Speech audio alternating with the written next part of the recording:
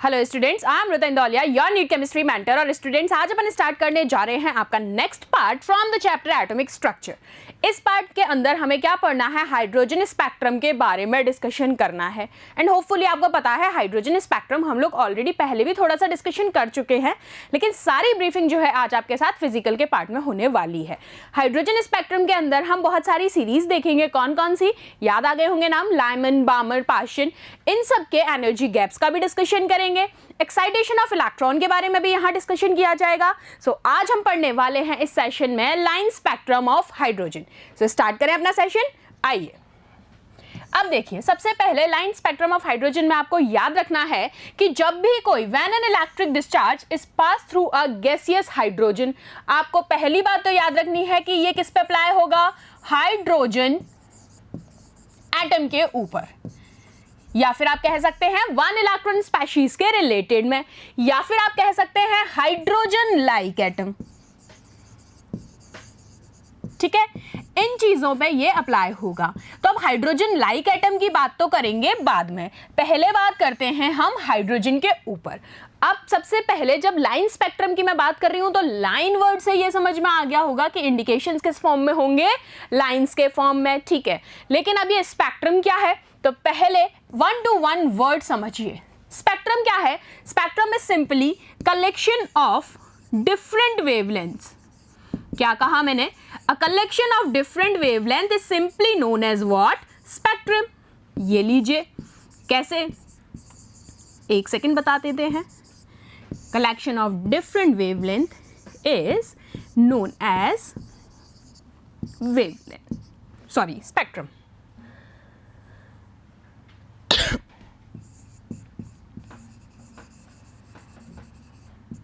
बात आ गई समझ, इसमें तो कोई दिक्कत है नहीं। ठीक है, अब इसमें भी एक बार फिर से इन चीजों को सुनते जाना बड़े ध्यान से।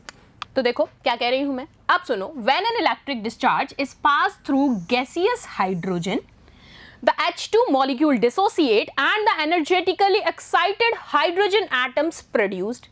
बिल्कुल सही बात है, जैसे ही ये गैसेस हाइड्रोजन के ऊपर इलेक्ट्रिक डिस्चार्ज पास किया जा रहा है तो जो H2 मॉलिक्यूल है वो डिसोसिएट हो जाएगा और किसमें, हाइड्रोजन एटम्स में जनरेट हो जाएगा individually. So it emit electromagnetic radiation of discrete frequencies. क्या मतलब है इसको कहने का, तो आ जाओ समझ लो। ये जो स्टेटमेंट था इसका मतलब क्या है कि फॉर एग्जाम्पल जैसे ही ये कोई H2 गैसियस एटम था, यही कहा इन्होंने, और इन्होंने कहा जैसे ही इसके ऊपर वो कोई electrical field, electrically discharge, electric discharge provide करा रहे थे, इलेक्ट्रिकल फील्ड प्रोवाइड करा रहे थे, तो इन्होंने कहा ये जो H2 एटम था ये डिसोसिएट हो जाएगा। ठीक है, और ये जब डिसोसिएट होगा तो इट एमिट्स रेडिएशंस। ठीक है, अब ये जो रेडिएशंस आप यहां देखने को मिल रहे हैं, those are of different wavelengths. Likewise आपको होपफुली याद आ जाना चाहिए आपका विबग्योर। विबग्योर के अंदर भी डिफरेंट वेवलेंथ्स की बात होती है। तो यहां सिंपल हमने सबसे पहले H2 गैसियस एटम को लेके चले हैं। हमने कहा जैसे ही इसको हम डिसोसिएट होता है इलेक्ट्रिकल डिस्चार्ज के थ्रू, तो ये यहाँ पर डिफरेंट इलेक्ट्रोमैग्नेटिक रेडिएशंस एमिट करेगा and those are of different wavelengths and of different colours. चलो कोई दिक्कत नहीं है यहाँ तक। अब ये जो एमिशन है इसको कैसे देखोगे, मैंने कहा कोई इलेक्ट्रॉन है यहाँ पर और ये कुछ मैंने अलग से स्टेट्स बना दिए। तो ये जो इलेक्ट्रॉन है अगर ये एक्साइट करके इस वाले लेवल पे जाना चाहे या इस लेवल पे जाना चाहे या फिर इससे भी ऊपर वाले लेवल पे ये जाना चाहता है, तो it needs what, somehow it needs some extra energy for excitation. ये तो हमें पता है। एक बात मुझे बताओ, अगर तुम्हें 500 रुपये या 1000 रुपये दे दिए जाते हैं तो तुम्हारा एक्साइटेशन लेवल क्या होगा, अपने फ्रेंड्स को बोलोगे और कहोगे चल भाई बर्गर किंग चलते हैं या पिज़्ज़ा खा के आते हैं, होता है ना। अब वो एक्साइटेशन डिपेंड किस पे कर रहा है, वैल्यू ऑफ मनी जो अभी आपको दी गई है, और यहाँ इस इलेक्ट्रॉन का एक्साइटेशन किस पे डिपेंड करेगा, एनर्जी पर। जो एनर्जी प्रोवाइड की जा रही है दैट मच एनर्जी कि जितना नंबर ऑफ एक्साइटेशन से कर सकता है। अगर इन्होंने इसको एनर्जी लिमिटेड दिया है, यानी कि इस लेवल तक ही जाने की एनर्जी है, तो ये इस लेवल पे जाके रुक जाएगा। इसके पास और ज़्यादा एनर्जी है तो ये नेक्स्ट लेवल पे एक्साइट हो जाएगा। So it totally depends on what? It totally depends on the energy that you are provided for the excitation of electron. तो ये बात समझ में आ गई, ठीक है। अब दूसरी चीज कि चलो ये इलेक्ट्रॉन एक्साइट तो हो गया from this energy level to the next higher energy level, ये तो समझ में आ गया। लेकिन जो बात है, जो क्वेश्चन पूछा जाता है, examiners prior level of question is what? Examiner ji आपसे पूछते हैं, मुझे ये सब नहीं जानना है कि इलेक्ट्रॉन यहां से यहां तक आया तो क्या किया इसने, उनको कोई मतलब नहीं है। उन्होंने बोला ये इस लेवल से नेक्स्ट हायर लेवल में आया, ये बताओ रुका कितनी देर, यानी कि उस इलेक्ट्रॉन का स्टेइंग पीरियड उन्होंने पूछा। तो याद रखना है दैट इज 10⁻⁻8 पर सेकेंड। एक इलेक्ट्रॉन किसी भी एक्साइटेशन के बाद एनर्जी लेवल में from next higher level to the next higher level excitation में जब वो जाता है तो वो कितनी देर रुकता है वहाँ? इट इज जस्ट 10⁻⁻8 सेकेंड वहाँ पर स्टे कर पाता है। ये बात याद रख लोगे? ये लीजिए, ये है इंपॉर्टेंट चीज। चलो अब आओ, नेक्स्ट पॉइंट क्या है? The hydrogen spectrum consist of several series of lines. कौन सी सीरीज है? वही Lyman, Balmer, Paschen, Pfund, Brackett and so on. तो चलो इन सब की हम बात करेंगे अभी इस सेशन में। तो आप सबसे पहले देखो कि जो बामर सीरीज थी कब आई थी? 1885 में। और सबसे पहले जो आई थी दैट इज लाइमन सीरीज।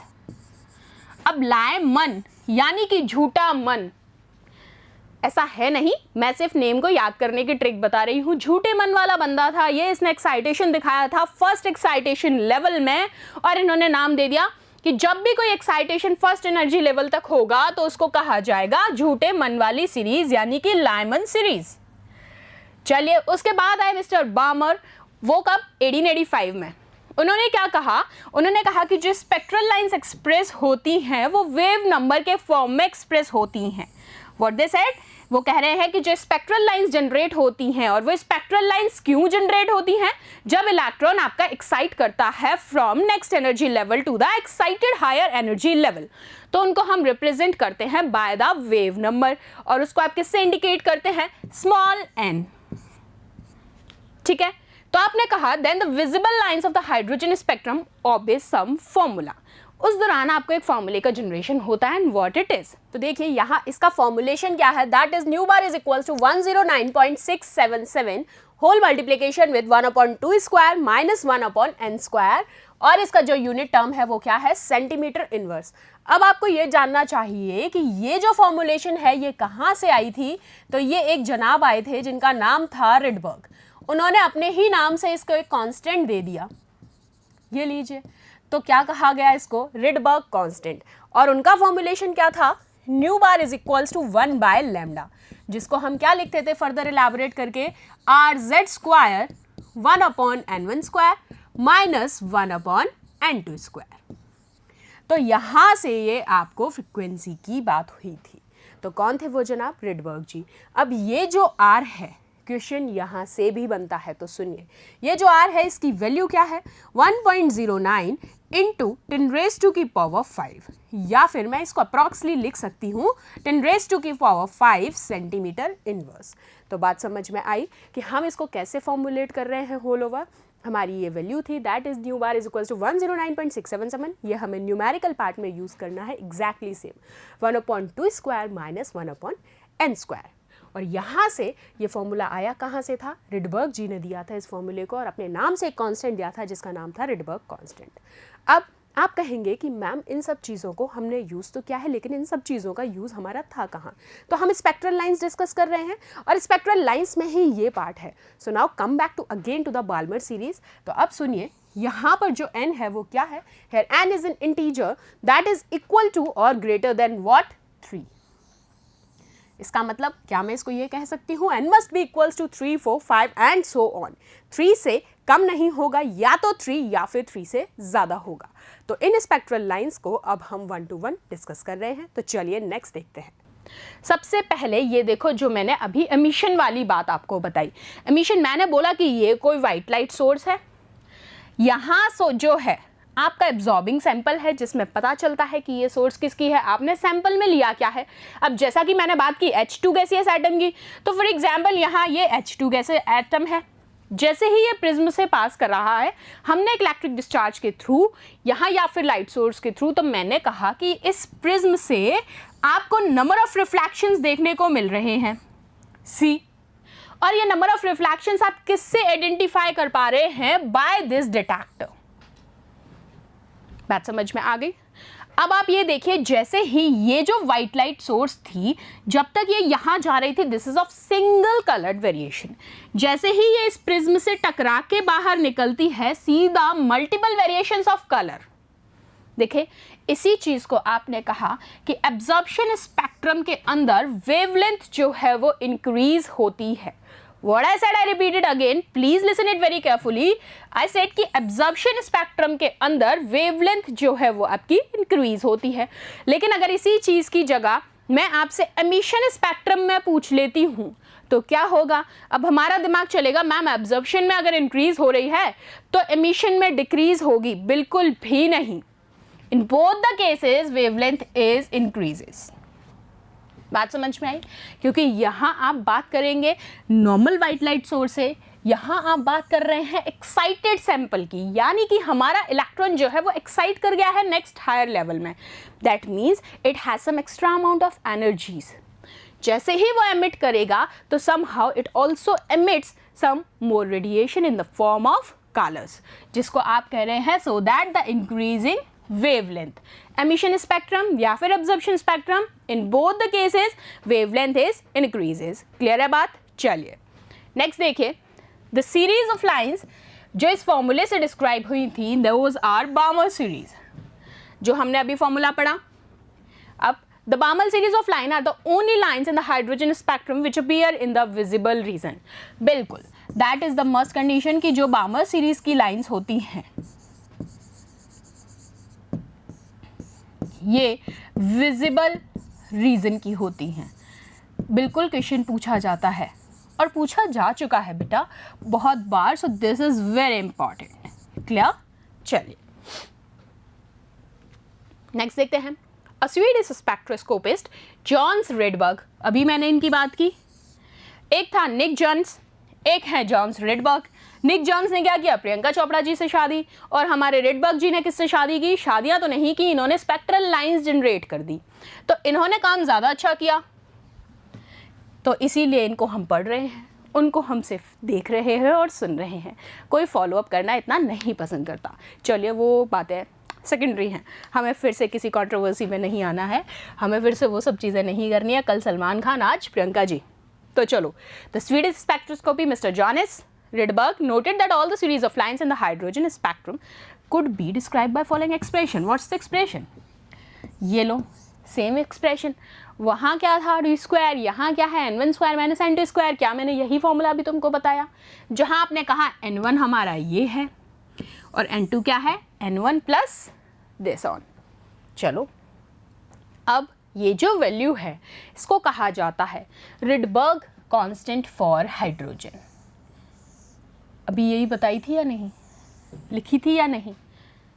बिल्कुल यही लिखी थी। इसको आप 1 के फॉर्म में भी लिख लेते हैं। चलो, फर्स्ट 5 सीरीज जो होती हैं लाइंस की, देखो फर्स्ट 5 सीरीज को हम कैसे रिलेट करते हैं? By this n1 is equals to 1 2 3 4 and 5 and so on. और इन्हीं के फॉर्म्स में आप इनको रिप्रेजेंट करते हैं। Lyman, Barmer, पाश्चन, bracket. देखो नाम देखो ना इनके कितने सोने हैं, पीफुंड और मिस्टर हम्प्रे, है ना? चलो, कोई दिक्कत नहीं है, कर लेंगे। आओ, अब पहले इन सीरीज को एक बार देखो। अब तुम्हें ये n इज इक्वल्स टू 1 2 3 ये कैसे लिखा है इसको पहले समझ लो, फिर ये तुम्हारे अच्छे से क्लियर होगा। चलो तो लाइंस बनाते हैं पहले, सुंदर सुंदर। आज अच्छी वाली डायग्राम बनाएंगे, अच्छी वाली लाइन जनरेट करते हैं। चलिए,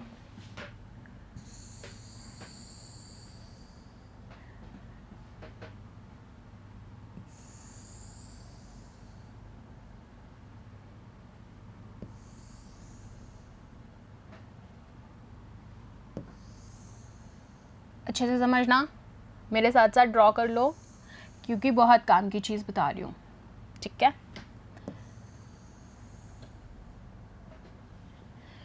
चलो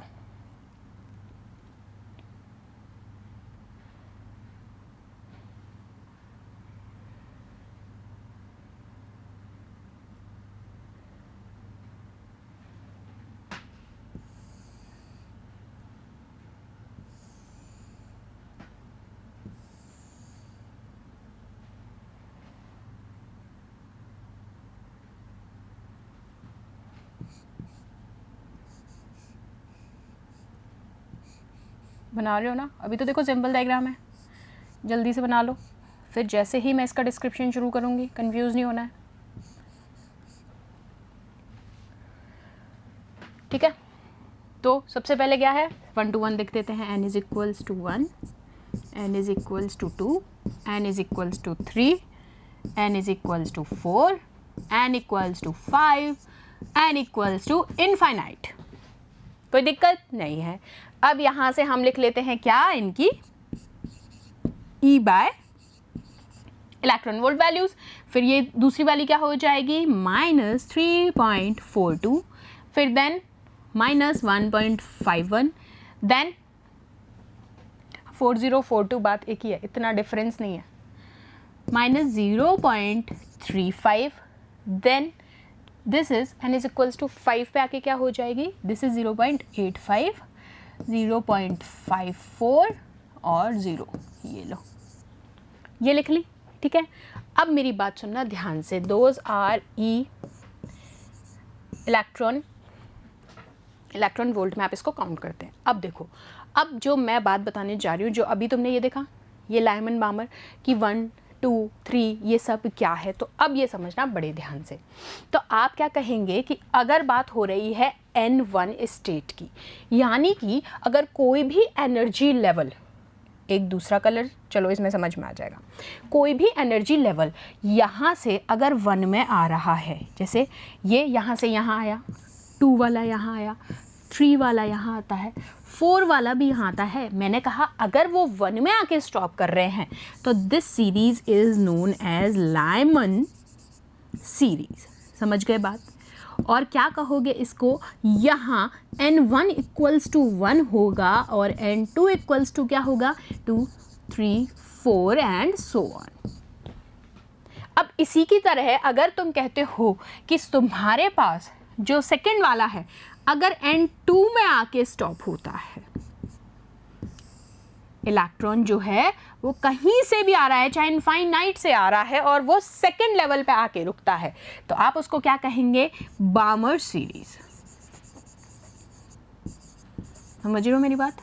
ठीक है। और यहाँ क्या फॉर्मूलेशन रहेगा, n1 = 2, क्योंकि कहाँ आके रुक रहा है, ट्विस्ट में, सॉरी, और n2 = 3, 4, 5 and so on up to infinity, क्योंकि नेक्स्ट लेवल क्या है, 3 से। चलो, अगर इसके अलावा सारे सीरीज समझने हैं हमें अच्छे से, तो सुनते जाओ। अब अगर एक्साइटेशन जो है वो आपका 3rd लेवल में आके रुकता है, दिस कहीं से भी आ रहा हो, वो कहता है लो भाई मैं तो यहाँ से आ रहा हूँ, ऊपर से आ जा, क्या फ़र्क पड़ रहा है, तो आपने कहा ये कौन सी कहलाएगी, लाइमन बामर पाश्चर, लाइमन बामर पाश्चर। और यहाँ क्या होगा, n1 = क्या होगा, 3 में है तो 3, यही किया आपने, ये देखो ये 1 में था, ये 2 में था, ये 3 में है, और n2 = 4, 5 ... इन्फिनिटी। कर लोगे? नेक्स्ट सीरीज कौन सी कहलाएगी, लाइमन बामर पाश्चर।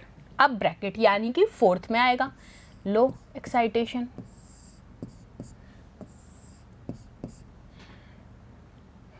कौन सी सीरीज है, ब्रैकेट।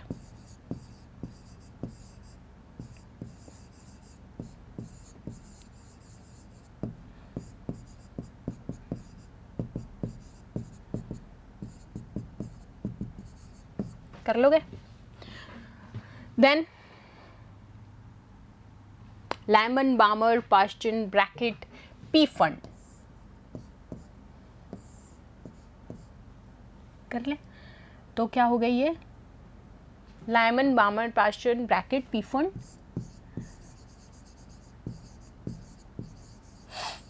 यहाँ क्या होगा n1 इज इक्वल्स टू 5 और n2 is equals to 6, 7 and so on up to infinity.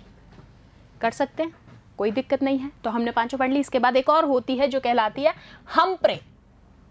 कौन सी सीरीज है? नेक्स्ट सीरीज कहलाती है हम्प्रे सीरीज, स्पेक्ट्रल लाइन की सीरीज है ये। ठीक है, तो हमें यहाँ तक पढ़ लेते हैं। तो ये बात समझ में आ गई, पहली चीज़ तो अच्छे से समझ में आ जानी चाहिए। अब देखो, अब ये जो बीच में तुम्हें दिख रहे हैं, मैंने ये जो बनाए हैं पिंक वाले लाइंस, इनका क्या मतलब है? इनका जो मतलब है, थोड़ा सा इसको और थिक करते हैं। अब दिखने में अच्छे से आ जाएगा तुमको।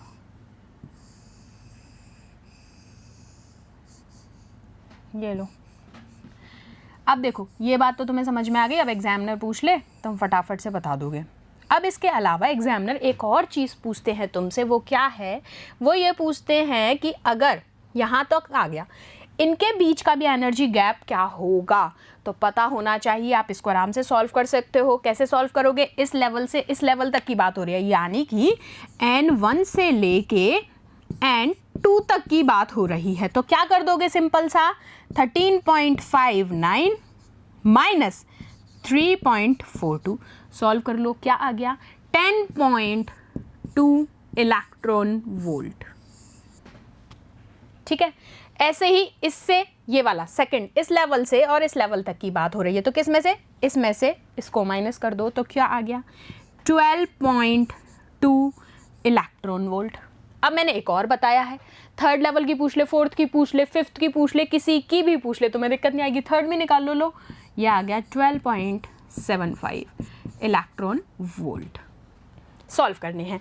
तो अब एनर्जी गैप पूछ ले, हमसे सीरीज पूछ ले, हमसे EYV वैल्यूज पूछ ले, कुछ भी पूछ ले, भाई हम हाइड्रोजन एटम के लिए तो रेडी बैठे हैं, हमें पूरा रट गया। करोगे दिक्कत? ठीक है, निकाल दोगे इस तरीके से। इसके साथ साथ एक और चीज जो याद रखनी है वो क्या है? अब सुनो, हाइड्रोजन के अलावा तुमसे पूछ लिया जाता है हाइड्रोजन लाइक एटम। बहन जी पतले हो जाओ थोड़ा।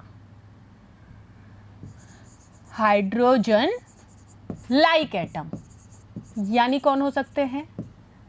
लिथियम, बेरिलियम और हीलियम ले सकती हूं। लो, यही बात होगी। तो इनके लिए कैसे सॉल्व करोगे? कुछ नहीं करना है, ये जो वैल्यूज यहाँ है, यानी अगर फर्स्ट के लिए निकालनी है, फर्स्ट स्टेट के लिए, तो क्या करोगे? माइनस 13.59 इंटू Z², खत्म। सेकंड के लिए निकालना है, माइनस 3.42 इंटू Z², खत्म। Minus 1.51 into Z², low, and so on, बाकी निकाल दो। तो इस तरीके से आप हाइड्रोजन लाइक एटम के लिए भी सॉल्व कर सकते हो। कोई कैसा भी पूछ लेना आप तुमसे, मुझे नहीं लगता तुम दिक्कत करोगे। आप तो तुम्हें हाइड्रोजन एटम तो अच्छे से ही आ गया है, और क्वेश्चन हमारा मेजरली किस पे आता है? हाइड्रोजन एटम पे। तो ये बात समझ में आ गई 1, 2, 3, 4 एंड सो ऑन के केस में। चलो, अच्छे से लिख लिया, बना लिया ये डायग्राम जैसे मैंने बनाया, क्लियर हो जाना चाहिए सारी बात। चलो, एक और चीज़ अब मैं बताऊंगी, आओ अब इस टेबल पे आ जाओ। ये टेबल बतानी थी। क्या कहा है? देखो, लाइमन बामर पाश्चर ब्रैकेट पीफून। अब ये कौन से रीजन में थी? हमने अभी पढ़ा N1 होना चाहिए और N2 से 3।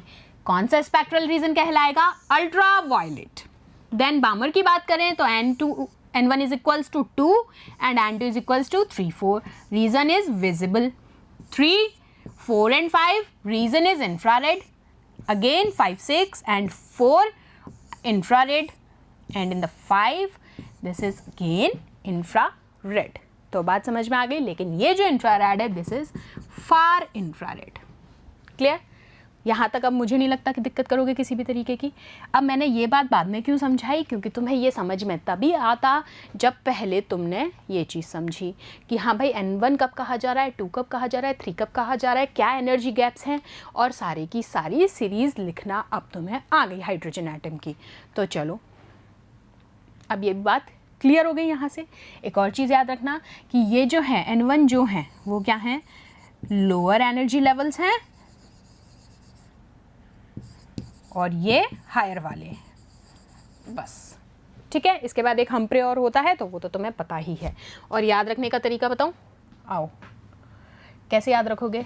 लो blood pressure, blood pressure low, हम्प्रे को एल मान लेना, लो ब्लड प्रेशर लो, याद हो गई सीरीज। अब तो नहीं भूलोगे। लाइमन बामन पास्चल ब्रैकेट पी फुंड। चलो आगे चलते हैं। अब देखो, of all the elements hydrogen atom has the simplest spectrum. Line spectrum becomes more and more complex for heavier atoms. जैसे ज़्यादा, क्योंकि हम तो 1 इलेक्ट्रॉन स्पेसीज की बात कर रहे हैं, जैसे ज़्यादा हैवियर होता जाएगा उतना ही ज़्यादा कॉम्प्लेक्स होता जाएगा। चलो सर्टेन फीचर्स हम देख लेते हैं। Line spectrum of element is unique and there is a regularity in the line spectrum of each element. ठीक, चलो ये लीजिए, यहाँ भी आपको सारी सीरीज़ बना के बता दी गई है। Lyman बामर Paschen bracket P फुंड। और यहाँ आप देखो, मैंने यहाँ नॉर्मल दिखाया है, यहाँ कलर दिखाया है, फिर नॉर्मल दिखाया है। तो क्या मतलब है, याद आ जानी चाहिए वो बात कि मैंने बाल्मर सीरीज़ में अभी जब स्टार्टिंग की थी तो बोला था बाल्मर सीरीज़ ही है जिसके अंदर आपको विजिबल रीज़न मिलता है, और इसीलिए मैंने विजिबल रीजन के कलर्स आपको वहाँ शो किए हैं, red green blue and violet. बात समझ में आ गई, जिससे आप विबग्योर की भी आगे फर्दर डिस्कशन करते हैं, that is from visible region. ये लीजिए, अब हम एक्सप्लेनेशन देख लेते हैं इसका एक टर्म में। तो क्या रहेगा, line spectrum observed in case of hydrogen atom can be explain using boards model. हमने डिस्कशन तो कर ही लिया, समझ तो पूरा अच्छे से लिया, थ्योरी रीड मार लेते हैं एक बार। Radiation energy is absorbed if the electron move from orbit of smaller principal quantum number to the orbit of higher principal quantum number। जबकि रेडिएशन एनर्जी एमिट होती है अगर इलेक्ट्रॉन मूव करता है हाई टू लो। बात समझ रहे हैं, रेडिएशन एनर्जी अब्जॉर्ब कब होगी, जब स्मॉल प्रिंसिपल क्वांटम नंबर से लार्ज की तरफ मूव करेगा, और एमिट कब होगी, हाई टू लो। ये लीजिए, अब एनर्जी गैप की बात कर लेते हैं। तो आप क्या करेंगे एनर्जी गैप के लिए, फाइनल माइनस इनिशियल। तो फाइनल के लिए वैल्यू और इनिशियल के लिए वैल्यू, कोई दिक्कत नहीं है। चलो अब एक्सप्लेनेशन। हाइड्रोजन एटम के केस में radiation energy is absorbed if electron move from orbit of small principal to high principal, जबकि रेडिएशन कहाँ, लोअर ऑर्बिट के लिए। एनर्जी डिफरेंस दिस अगेन, ये लीजिए। तो टोटल एनर्जी की अगर मैं बात करूँ तो आप टोटल एनर्जी देख सकते हैं, RH is equals to 1/n² minus this. अब आप इसको सॉल्व करके भी वैल्यू अगर लेते हैं तो दिस इज योर वैल्यू। अब यहाँ पर ये क्या है, RH की वैल्यू है। The frequency and associated with the absorption and emission of photon can be evaluated using the equation, and equation is V is equals to delta E/h। और आपको पता है डेल्टा E आपका ये रहा, तो आपने पुट कर दिया, कोई दिक्कत नहीं है। चलो दिस इज इनिशियल। आ जाओ, अब इसको सॉल्व कर लें। सारी वैल्यूज़ रख दी, ये लो, ये रख दी, ये रख दी। किसकी वैल्यू है ये, 6.626 आपकी H की। आपने H की वैल्यू रख दी, होल ओवर दिस, सॉल्व कर लिया, ये आ गया 3.29 एंड दिस। और वेव नंबर के टर्म्स में अगर आपको निकालनी है तो क्या करेंगे, V/c, फिर वही चीज़ कि आपको पता है RH is equals to RH/h/c, formulation कर दो, सिंपल प्लेसमेंट है। वैल्यू रख दो C की वेलोसिटी की 3 × 10⁸ मीटर सेकेंड इनवर्स। तो ये लो, मीटर सेकेंड इनवर्स आपने रखा, पुट कर दो वैल्यू, आ गई 1.09 जो हमने इनिशियल में ही निकाल ली थी। ठीक है, शुरू में ही मैंने आपको बताई थी रिडबर्ग कांस्टेंट वाली। In case of absorption spectrum if NF is greater than NI and in term of parenthesis positive energy is absorbed. चलो, जबकि दूसरे केस में NI अगर बड़ा है तो डेल्टा E नेगेटिव होगा और एनर्जी रिलीज होगी। बात समझ में आ गई, जब NI छोटा है तो पॉजिटिव और एनर्जी एब्जॉर्ब होगी, Na बड़ा है तो नेगेटिव और एनर्जी रिलीज हो जाएगी। अब इस ईच स्पेक्ट्रम लाइन के लिए भी आप बात कर रहे हैं, तो देखो in case of large number of hydrogen atoms different possible transitions can be observed or leading to large number of spectral lines। कोई दिक्कत नहीं है, ये तो नॉर्मल सी बात है। The brightness और intensity of spectral lines depend upon the number of photons। ये है थोड़ा सा थियोरिकल एस्पेक्ट जो पूछा जाता है, किस पे डिपेंड करेगा, number of photons of same wavelength और फ्रिक्वेंसी एब्जॉर्ब्ड और emitted। चलो तो बात समझ में आ गई पूरी, सिर्फ हाइड्रोजन स्पेक्ट्रम का पूरी बात समझ में आ गई Ni और Nf के ग्रेटर और स्मॉल के केस में। अगर Ni क्या था, ग्रेटर था Nf से, तो क्या था ये नेगेटिव और एनर्जी क्या हो रही थी, रिलीज। ये लो, और जब Ni तो आपने कहा पॉजिटिव और अब्जॉर्ब, कोई दिक्कत ही नहीं है, ठीक है। तो आप, और इसके साथ साथ आपने कहा कि ब्राइटनेस और इंटेंसिटी डिपेंड करेगी किस पे, spectral line number of photons के ऊपर, जो कि सेम वेवलेंथ और फ्रीक्वेंसी की होंगी। तो यहाँ जाके आपका हाइड्रोजन स्पेक्ट्रम फिनिश होता है। हमने इस सेशन में और कोई भी चीज़ इंक्लूड नहीं की है, क्योंकि हाइड्रोजन स्पेक्ट्रम के ऊपर क्वेश्चंस पूछे गए हैं। तो आप इस चीज़ को अच्छे से पढ़ लें, अच्छे से हमने ब्रीफिंग की है, डिस्कशन क्या है, एक बार आप खुद से भी अपने ओन वे से इस चीज़ को रीड करें, पढ़ें, सेशन को देखें, पूरा की पूरी रिप्रेजेंटेशन खुद बना के देखें हाथ से, चीज़ें और ज़्यादा क्लियर होंगी, ठीक है। बाकी का अगर कुछ रह जाएगा तो डाउट सेशन और प्रैक्टिस सेट में तो हमें छोड़ना ही नहीं है, सब कवर कर लेंगे। सो मिलते हैं नेक्स्ट सेशन में। Thank you so much.